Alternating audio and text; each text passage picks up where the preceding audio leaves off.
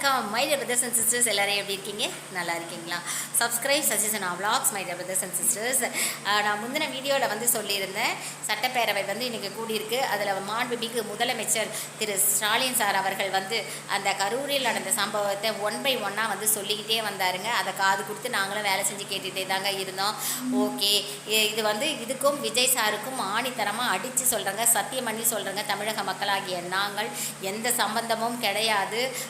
திட்டமிட்டு நாங்களாம் செய்யவே இல்லை. இது திட்டமிட்டு எதிர்க்கட்சிகள் செய்த சதி. அதுதாங்க நாங்களும் சொல்கிறோம். எடப்பாடி ஐயாவும் சொல்கிறாரு, ஏன் பாஜகவும் அதே தான் சொல்கிறாங்கங்க.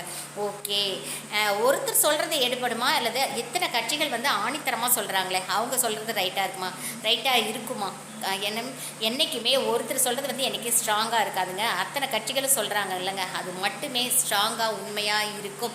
விஜய் சாருக்கும் கரூரில் நடந்த சம்பவத்துக்கும் எந்த தொடர்பும் இல்லை. இது திட்டமிட்டு தமிழக வெற்றி கழகம் கட்சி நாங்கள் எதையும் செய்யவில்லை என்பதை ஆணித்தரமாக அடித்து கூறுகின்றேன் திரு ஸ்டாலின் ஐயா அவர்களே. நன்றி, வணக்கம்.